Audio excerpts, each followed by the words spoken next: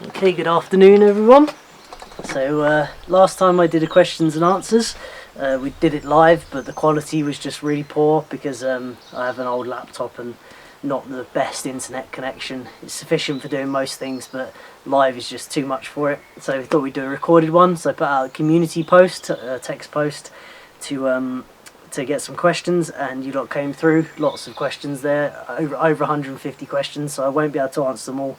Just pick some common ones. Got a clementine tonic water, so sit, have a drink. Not really drinking beer anymore, I don't have any around, so we'll have a nice tonic water. So yeah, answer some questions. Common one: how much did I pay for the land, and what size is it? I paid £120,000 for the land. A lot of money. Land in Wales is quite expensive. It's, you know, the UK generally is a densely populated area, therefore cost of space is expensive. I had to sell everything I owned of any value to be able to buy it, and I still didn't have enough and had to borrow some money off my now ex-girlfriend, and then pay her back. It's all paid off now. I own it. I don't owe anyone anything at all. But yeah, paid £120,000 for this bit of land, and it is 18.5 acres.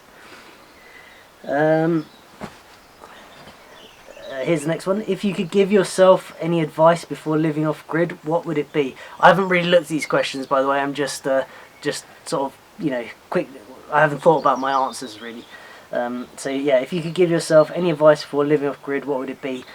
I would have advised myself not to start with such basic stuff like living in the tent, and you know, because I spent so much on the land, I really didn't have any means at all. When I started here, I really didn't have any money at all to get things going. I had to build that up, and I just started straight away living in the tent, doing everything very cheap with minimal tools. And it was really hard. I had to like do things like save up for a wheelbarrow and stuff. So for a while I was like dragging buckets and things, you know, stuff like that. I probably, you know, it would have been better if I'd have been able to, you know, get a cheaper bit of land. I'd have had you know, more means to have proper tools and things. So if I'd have given myself a little bit of advice, I would have said, you know, wait 6 months, build up some more funds so you could buy the proper equipment and tools. Build a small little insulated cabin as opposed to living in a tent. Just something quick, you know, something temporary, but don't do it living in a tent, because that was really hard and it slowed down the process. And you know, I wouldn't necessarily change it as such, because it, you know, built me as a person, but it was very, very challenging, very challenging. I wouldn't do that again. I did it all alone as well.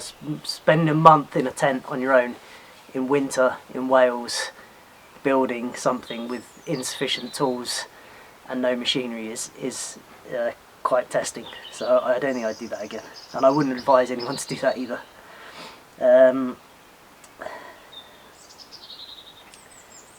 What are your thoughts on maintaining the lifestyle as you age? I'd like to carry on doing it as long as I can. I enjoy doing what I'm doing. It won't always be as hard as it is now, because obviously at the moment I'm doing incredibly labour intensive things with the building. Eventually those things will be built and done, so you know, the work will slow down. It will just be doing firewood, growing vegetables, maintenance, stuff like that.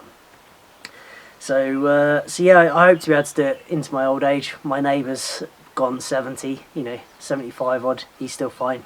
He does all his own firewood, maintains a bigger farm than this, and you know, he's going strong. So you know, as long as I can do it, I'll keep doing it. If I don't, obviously I'll have to sell the place or something like that, and move to something that, you know, is easier to maintain in old age. Do you have a layout of your new house yet? What would be the main difference in that and your current home? No, I've got some ideas in my head. I know where it's going to go. I know roughly how it will be. Probably be earth sheltered, although that's even not sure just yet. It will be very well insulated, probably straw bale and timber frame, and it won't be particularly big, because you know, you don't need a big house Workshops need to be big, houses don't need to be big, especially not for 2 people, which me and Dot really. 2 people and the cat. So no, I don't really have a proper design of it yet. I want to keep focused on the workshop. Once the workshop's done, I can concentrate more on the house. How did Dot react when she first learned of your off-grid lifestyle? Did she immediately accept it, or did she take her time to warm up to the idea? Love your stuff. All the best from Texas. We met on a dating app, so my profile was of my house and it had a description of what I did, so she knew straight away. And I think she's a bit sort of like that at heart anyway, so it didn't bother her at all. I think it intrigued her a little bit, and she, you know, warmed to it straight away. The only thing she requested at the time, I didn't really even have a proper building over the toilet with a door or anything. It was just a little shack. She requested that I build a building around the toilet, so I did that.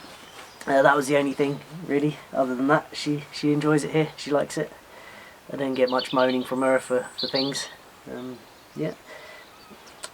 Let's see another one. This is another common one. What's the best way to acquire land to start this kind of project on? It's such a common question I get. I really don't know. I searched for over a year for land. I feel like I got lucky with this, but I had to pay, you know, well over the odds really for it. This bit of land's really, you know, not worth that amount of money. But it's worth it to me. But as far as a financial decision goes, it's a poor financial decision.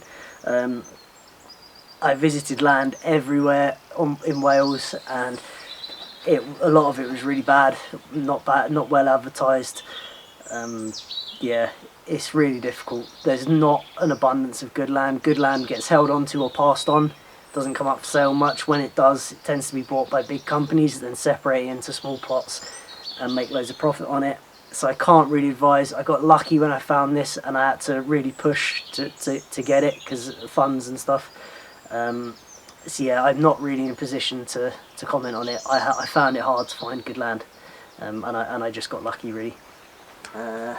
Yeah, that's a really common one, that. If I was to start a journey like this, living in a house in the city, wanting more from life, but I know next to nothing about how to do it or where to start even, which 5 key things would be best to spend my time doing research and yeah, basically, what 5 things would you want to know? The things that are important, you know, if you think of your survival, the things that are important: shelter, warmth, food, water, and I would put electricity on there, because electricity, it simplifies and makes your life so much easier. So I would learn how to provide those things yourself. I mean, I know that sounds broad, but for example, learn how electricity works, and you know, how to wire things generally, just generally how electricity works. Learn about, you know, plumbing infrastructure, so whether it be drainage or piping water to somewhere and running water pipe systems. And actually, plumbing and electrics are actually quite similar. You know, running circuits, they're actually not that different. You know, if you think of plus and minus or positive, negative, and hot and cold, it's actually quite similar. They relate to each other. Where was I? Yeah, shelter.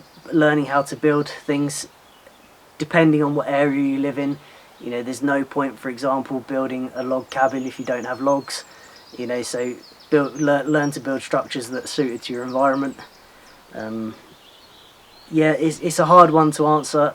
The skills that are needed to do something like this are massive, vast. I didn't have many of them before I started. I've learned as I've gone along. Most of the things I've done here I've never done before.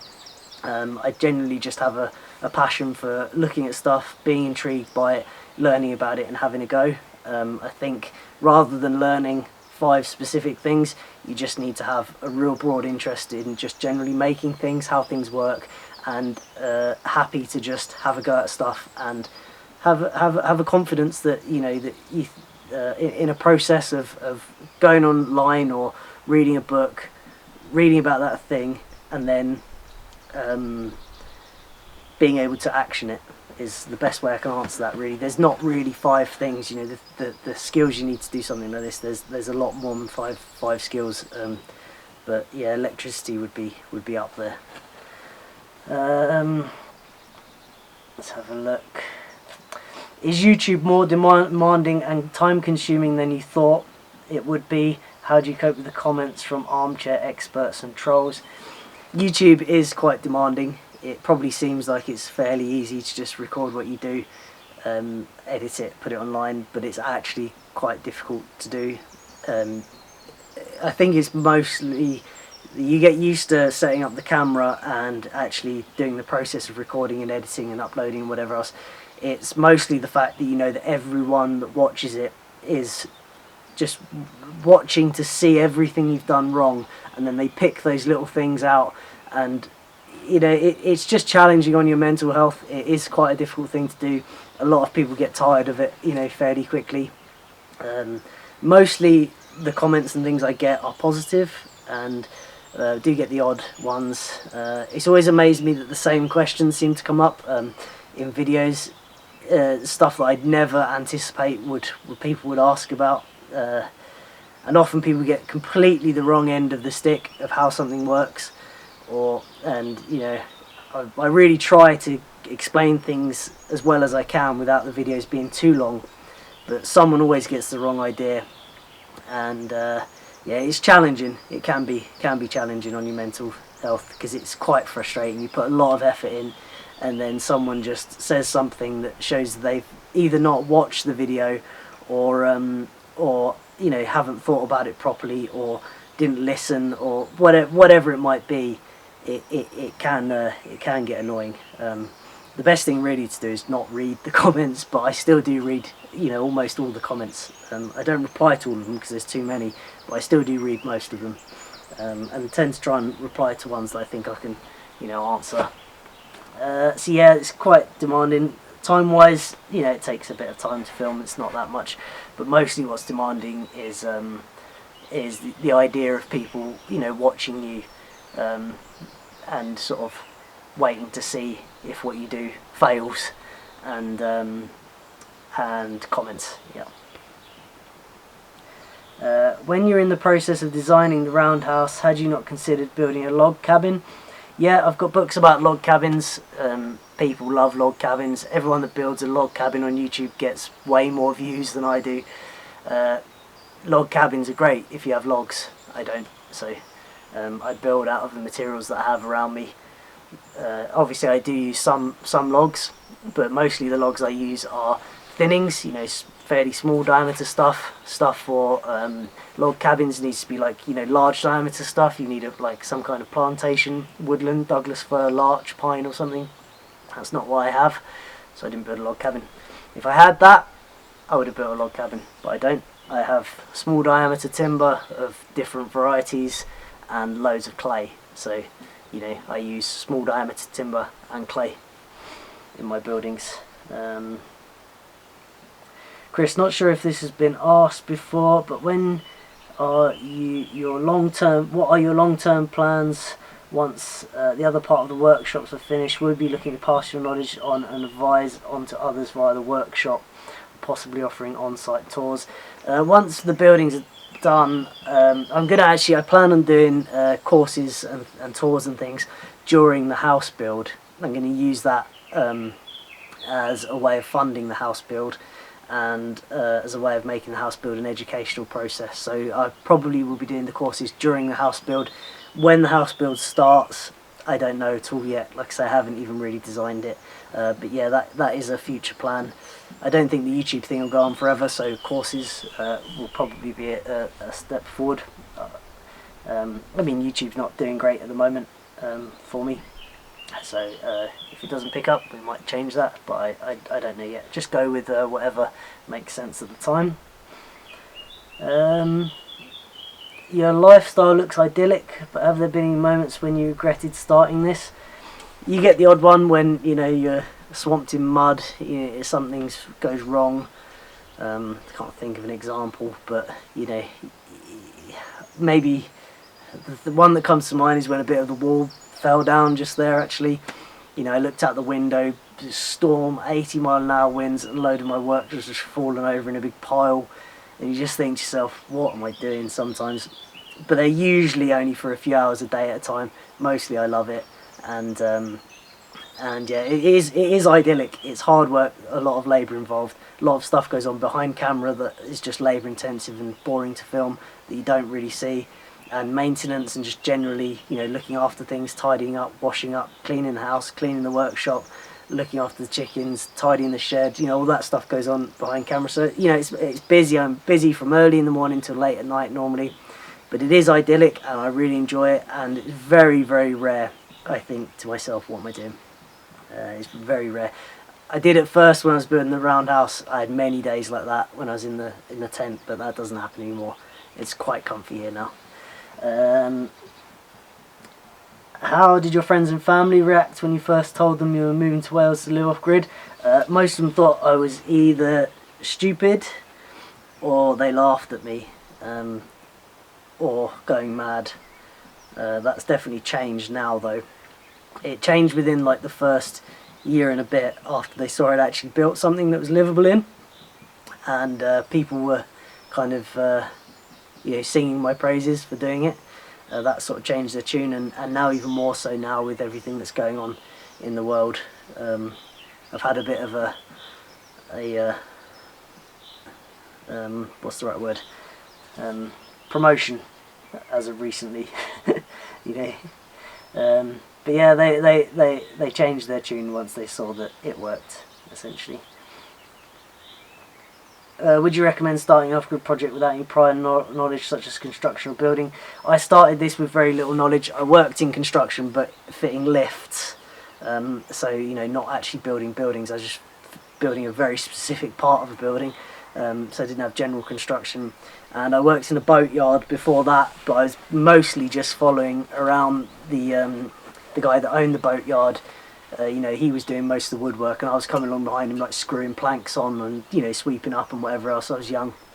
I didn't learn a huge amount of woodwork there. I mean, I saw some great stuff and I did obviously learn things, but I didn't leave there with an in-depth knowledge of woodwork. I've learned pretty much all of the woodwork I've learned is self-taught, YouTube, experimenting and whatever else. So yes, I would definitely recommend someone start with no real knowledge of construction or whatever else, because it can be done, but you do need to have the type of mindset where you're passionate about making things and just generally, you know, are able to think logically through a process and are relatively practical with common sense. If you have those things, then yeah, I'd definitely recommend it. You know, if you're not, if you generally just a bit cack-handed and you know, can't seem to even get a shelf straight or whatever, then I'd say probably you need to, you know, learn some things first. But yeah, if you're generally practical and you can turn your hand to things, but you just don't have any specific knowledge of construction or living off grid or wiring solar panels, whatever, you'll figure that out. You'll be fine. Okay. What are your future plans? You mentioned larger house a while ago. What else are you seeing in your head? There's lots of things I'd like to do, but not always going to have the time for them, and I want to make sure that I don't have a huge environmental impact. I'd like to try and do things that, you know, I don't want to do things for no reason, and I want to make sure, yeah, I don't damage the land. So there's lots of things I'd like to make, like a sauna and like a natural swimming pond, and I'd like to build the barn, the house. Yeah, there's quite a few things, but you know, they're not of importance at the moment, and I'll do them if I want to in the future, and if I establish that I can do them in a way which doesn't damage the land or the environment. Let's have a look here. Will you miss living in the forest when you build a new house? Oh, my wife says we need more videos of the cat. I like living in the woods, it's nice, but it is quite dark. It's very cosy. It's fairly dark, and you know, it is lovely. It's very sheltered when the storms come through here. You know, there's no problem with wind or anything. You know, the trees stop all that. But yeah, it doesn't matter how many windows you put in. When you're in the woodlands, it's fairly dark. So I think it would be nice to have, you know, a bit of a lighter building, lime plastered walls, and you know, probably southwest facing, and yeah, a bit lighter, bit airier, a bit spacier. It's nice in the woodland, but you feel closed in, and that is lovely. But it might be nice to have a change. So I don't think I necessarily miss living in the woodland. The house is down there isn't going to go, and it probably, once I build another house, it probably won't be the last time I ever stay in there anyway. So yeah, let's have a look. This is one. Do I ever get recognised in public? Considering the size of the channel, you'd be surprised I actually get recognised quite a lot. Considering I don't go out that much and I live in not a very densely populated area, I've been recognised probably 15 times maybe being out. So yeah, it does happen quite a lot. Yeah, so that one was interesting. I wonder if other people, because 150,000 subscribers, fairly common amount of subscribers for a channel to have. I wonder if it happens to others too, or if it's just because what I do is quite niche. Maybe, I don't know. If you could start again, knowing what you know now, what would you do differently? Have you considered greenhouse polytunnel? Greenhouse definitely. I'd like to do greenhouse attached to the future house I build, and maybe like a nice timber framed one as well. I don't like polytunnels. I don't like the way they look. What would I do differently? Again, I wouldn't do anything I've done really differently as such, other than starting out. Like I said at the start, I would have started with something other than a tent and a few better tools and a bit more machinery. That would be the only thing I'd change. I've been saving for the last 3 years, and I have a sizable amount to spend on buying land and setting up shop as yourself. I've been scoring the web for land listings and wonder whether you had any useful tips places to investigate in Wales. Yeah, that's just a land question again. Just online, just look at the different the land buying websites. That's really all I did, and all you can do. I can't think of anything else. Maybe auctions would be a thing. Hi Chris, long time viewer here. Really admire what you do. It must have taken a lot of courage to give up mainstream lifestyle. Now that you look back, did you see yourself reaching this point when you first started? Keep up the good content. Thanks. Did I see myself reaching this point? No. When I started, I had much simpler plans. I suppose it's in my nature to progress, but I did have much simpler plans when I started. It was just going to be like a yurt type structure, insulated canvasy type yurt structure, fairly basic small timber frame workshop, and lots of animals and things. As I started doing it, I found the roundhouse really challenging to build. I changed my mind about the yurt. I decided I wanted a more solid structure, and then I built the roundhouse, and I found it challenging to build it, but once I had built it, it was so rewarding, and I loved the process. I love living in it. I decided I wanted to do it again, and I thought do the workshop. And once this is done, if I feel like that again, we'll probably do another quite spectacular sort of building, labour intensive building like this. And if I enjoy it, if not, we'll do something more simple. But yeah, I currently am enjoying doing these things. Yeah, so it was going to be a lot simpler than this, but I kept on enjoying doing it, and the environmental impact of these buildings is so low that I don't feel bad about them being bigger and more complex. Because like this workshop, for example, has negative skips in it. I've taken way more out of the skip than I've put in a skip. I haven't put anything in a skip, but yeah, I've taken like a lot of materials out of skip, so it has like negative skips and just a small amount of diesel been used. So they're not that environmentally damaging, so making them big and complex doesn't really bother me too much. But yeah, to answer the question, it was going to be very simple, just a simple little cabin, little workshop, but as I've gone on, it's just built, and I've enjoyed doing it. What are the tools you couldn't live without on an everyday basis? Now that I've got it, the little tractor, just there it is. It's so efficient, it uses so little fuel. I put 20 litres of fuel in it. Well, I put 10 litres of diesel, 10 litres of veg oil in it. So I do a 50-50 mix. And I do that, I don't know, a few times a year. I don't use it that much.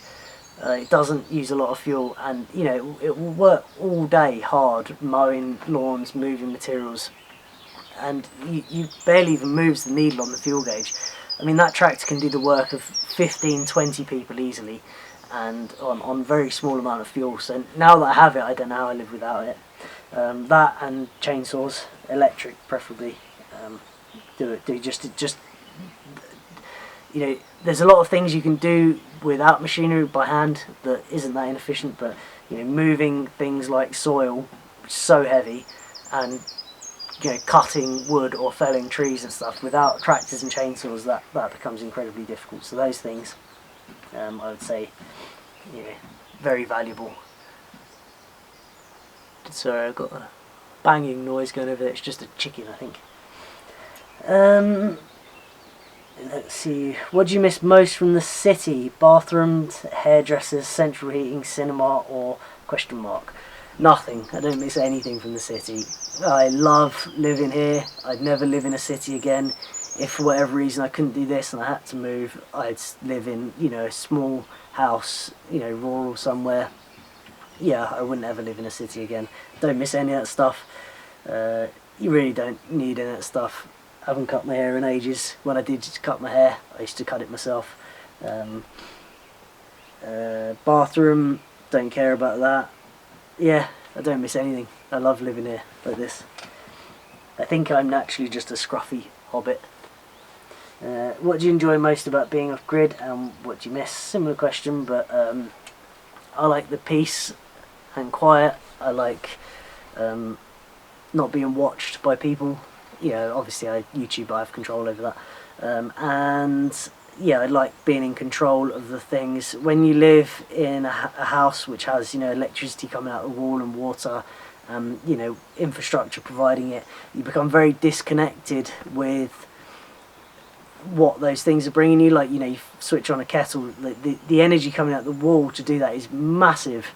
Or, you know, switch your heating on, you know, these are huge amounts of energy, and you become so disconnected with the level of energy that you're getting just out of those things, and you're just so disconnected with it. And I enjoy being in control of those things and respecting them, and understanding, you know, the work that goes into providing them for myself makes it all the more rewarding. You know, when you're warm because of firewood you cut, or when you cook dinner on power that you provided yourself from your own grid, from resources that are on your land, you know, renewable resources.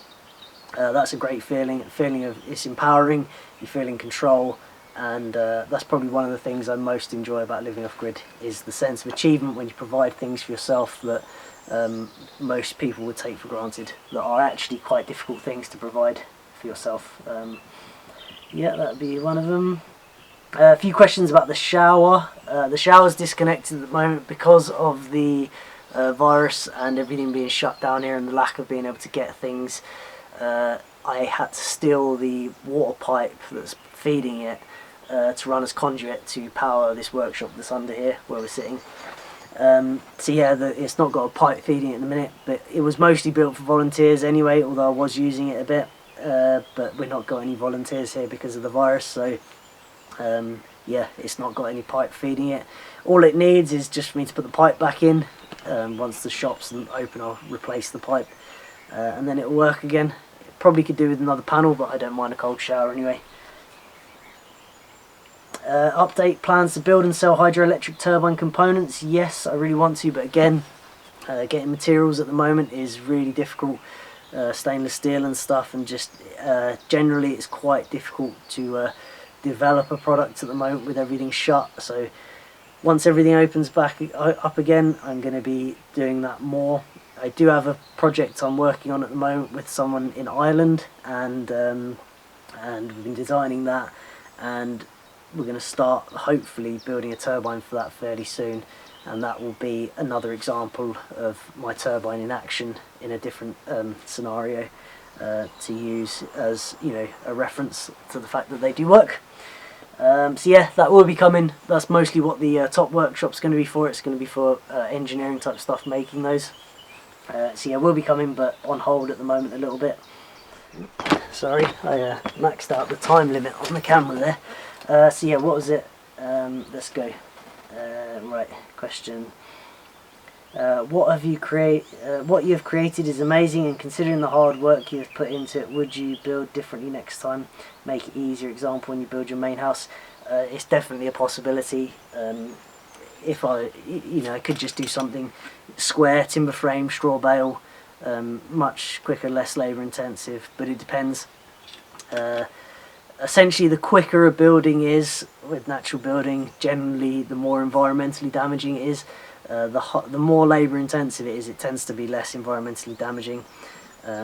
Even like roundwood, for example, roundwood timber framing takes way longer, more labour intensive doing the joinery and so on, and it's better for the environment because the material hasn't been milled. So yeah, it depends really.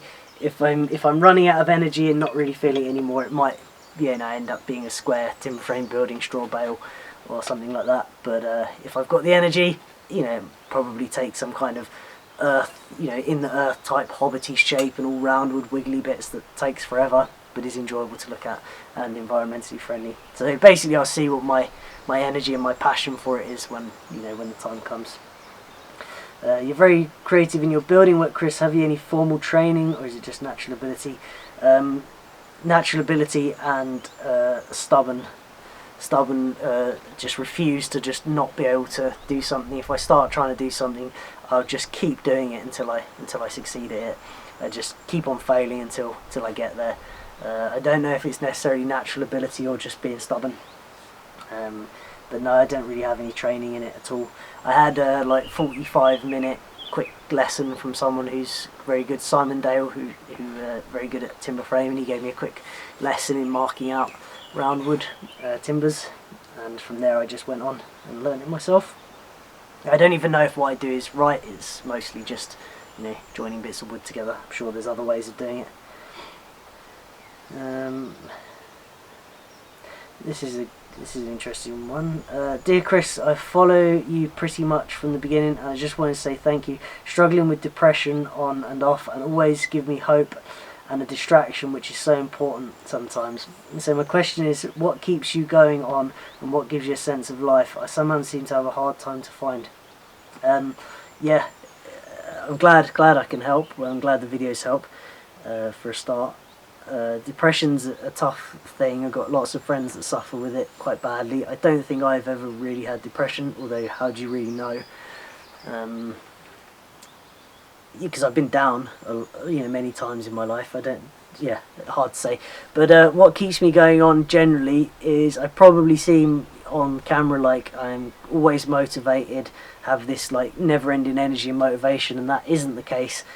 Sometimes I really struggle to get motivated for a certain task, but the thing I've found helps is if I just try and only really work on things that I want to do. So that's a big help. I want to be doing this, and when I do something it directly impacts my life, so I don't feel like I'm just sweeping leaves on a windy day or doing going through a process for the sake of it. I genuinely I'm working towards something. It's a goal, and for the most part I enjoy it. The odd times that there are things that you don't enjoy, digging or whatever, but for the most part I enjoy it. And for the things that I don't enjoy, that just have to be done, that are in those processes that you don't always have motivation for, I don't know, earth bagging might be an example, that can get tedious. I try to just take small bites out of it at a time, so don't try and punish myself if I don't get too much of it done in a day or whatever. You just try and take little bites out of it at a time, do a few here, a few there, just little steps forward, and eventually you get there. And just try and keep a positive attitude when you're doing it, and if you can't, try not to think about it too much. That's what I tend to do. If I'm thinking, oh, why am I doing this, digging away, I think, why don't I just do this, I just think, stop thinking about that, just dig, and just try and switch off is the best thing. And yeah, just generally just try and do things that you enjoy and you want to do. I think that would help. Let's see here, it's getting quite long, this video. Do I have lots of free time living like this? Am I constantly labouring? I don't have a lot of free time. I spend a lot of time working on things, but that is mostly through choice. I could have a lot of free time if I wanted to simplify things and not build such complicated large buildings and whatever else. So no, I don't have a lot of free time, but that is by choice. Let's see here.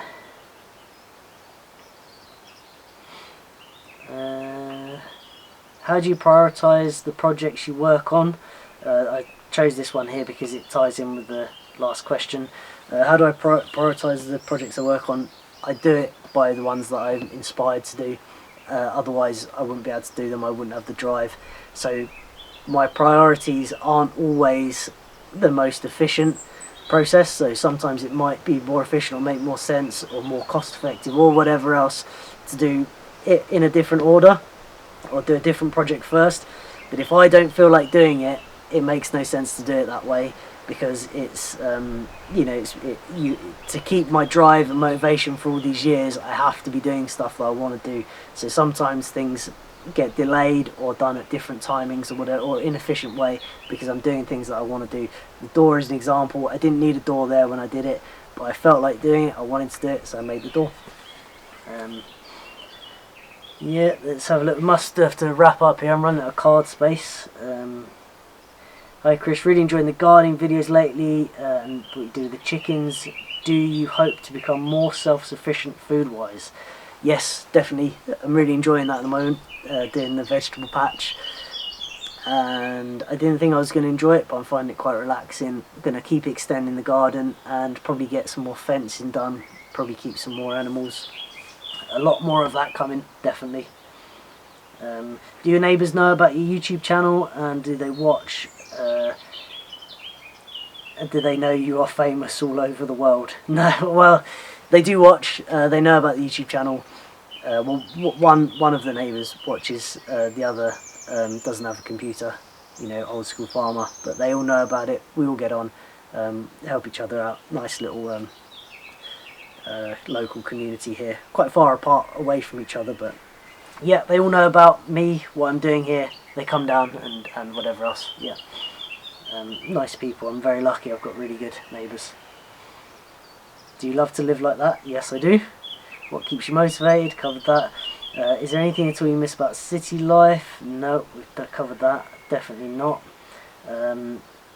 Talented, amazing at everything you do. I don't know about that. You said you left the city life for the life you have now. Please explain more about your background and how you've learned to do many different things.